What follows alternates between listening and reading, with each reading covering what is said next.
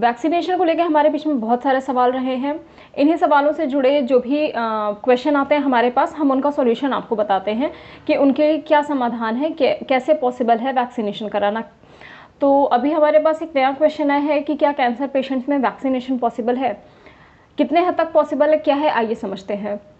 Hello friends, मैं हूँ doctor पूजा और आज Covid vaccination in cancer patient समझते हैं।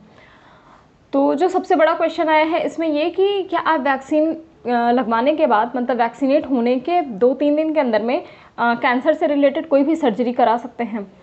तो ऐसा है कि अगर आप वैक्सीन ले रहे हैं तो वैक्सीन से 2-3 दिन के अंदर में आप कोई भी सर्जरी ना कराएं तो बेहतर होगा। वैसे डॉक्टर भी इस चीज़ को आपको रिकमेंड नहीं करेंगे जो भी आपके कैंसर सर्जन रहे हैं, क्योंकि अगर आप वैक्सीन लेते हैं तो बहुत सारे लोगों में देखा गया है कि वैक्सीन लेने से 2-3 दिन के अंदर में फीवर होता है, बॉडी में पेन होता है। तो अगर आपको फीवर रहेगा तो जो भी सर्जरी आपकी होने वाली है उसमें प्रॉब्लम आएगी, और फीवर में कोई भी सर्जरीज नहीं होती हैं। इसलिए कोविड के टाइम पे अगर आप कोविड का वैक्सीन ले रहे हैं तो कैंसर की आपकी जो सर्जरी है वो 2-3 दिन आगे बढ़ सकती है। इसलिए वैक्सीनेशन लेने से पहले आप अपने डॉक्टर से ज़रूर एक बार सलाह लें कि वैक्सीनेशन इस वक्त लेना सही है या नहीं। इसके बाद जिन पेशेंट्स में स्टेम सेल ट्रांसप्लांटेशन थेरेपी चल रही होती है या उन्हें करानी है या करा रहे होते हैं, उन पेशेंट्स में भी वैक्सीनेशन को लेकर थोड़ा कन्फ्यूज़न है। अगर आप स्टेम सेल थेरेपी पर हैं तो आपकी ऑलरेडी जो ब्लड सेल्स हैं, मतलब रक्त कोशिकाएं हैं, वो ऑलरेडी बहुत कम होती हैं शरीर में उस वक्त पे।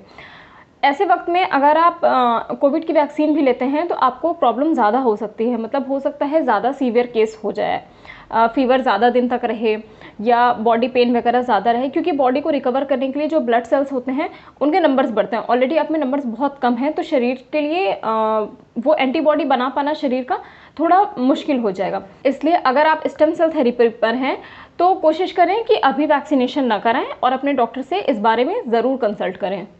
इसके बाद वो कैंसर के वो पेशेंट आते हैं जो रेडिएशन थेरेपी पर हैं, मतलब जिनकी कंटिन्यू रेडिएशन चल रही है। रेडिएशन के टाइम पे आप ये कोविड की वैक्सीनेशन ले सकते हैं, लेकिन फिर भी आप अपनी वैक्सीन, आपकी किस ग्रेड की रेडिएशन चल रही है, कितने टाइम अभी चलनी है, इसलिए आप जो भी आपके रेडियोथेरेपी के डॉक्टर हैं आप उनसे एक बार ज़रूर कंसल्ट करें कि ड्यूरिंग रेडियोथेरेपी आप वैक्सीनेशन करा सकते हैं कि नहीं। इसके बाद वो पेशेंट आते हैं कैंसर के जिनमें कीमोथेरेपी चल रही होती है। तो अगर आपकी कीमोथेरेपी चल रही है और आपका जो WBC काउंट है वो रेंज में है, मतलब आप में जो ब्लड की कोई भी कमी नहीं है, उस केस में आप वैक्सीनेशन करा सकते हैं। लेकिन अगर वैक्सीनेशन के बाद आपको फीवर आता है तो फीवर में आप कीमोथेरेपी नहीं करा सकते हैं। इसलिए वैक्सीनेशन जब भी कराना हो, कीमोथेरेपी में गैप होता है तो आप डॉक्टर से अपने एक बार कंसल्ट ज़रूर करें कि उस गैप के बीच में आप वो वैक्सीनेशन करा सकते हैं या नहीं। इसके साथ ही अगर किसी भी केस में आप ऐसा है कि आप वैक्सीनेशन नहीं करा सकते हैं, क्योंकि कैंसर पेशेंट में ऑलरेडी इम्यून बहुत ही डाउन हो चुका रहता है, मतलब जो उनकी रोग प्रतिरोधक क्षमता होती है वो बहुत ही कम हो चुकी रहती है। तो ऐसे में वैक्सीनेशन कराना भी थोड़ा सेफ नहीं होता है, क्योंकि पेशेंट को हो सकता है फीवर ज़्यादा आए या बॉडी पेन, एक जो कुछ भी प्रॉब्लम हो रही है वैक्सीनेशन लेने के बाद में वो थोड़ा सिम्टम्स ज़्यादा दिखें।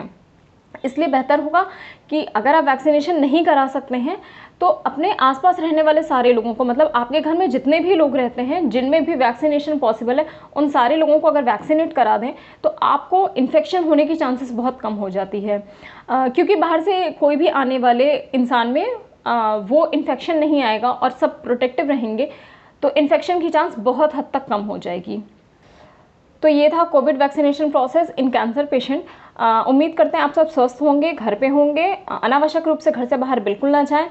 हम आपसे बार बार अपील कर रहे हैं कि बच्चों के लिए और जिनकी इम्यून सिस्टम कमज़ोर है, मतलब जिनका रोग प्रतिरोधक क्षमता कमज़ोर है, उनके साथ विशेष एहतियात बरतें, उन्हें घर से बाहर न जाने दें, अनावश्यक रूप से किसी से भी मिलने ना दें, डिस्टेंस क्रिएट करें, सोशल डिस्टेंसिंग को फॉलो करें और हेल्दी डाइट लें।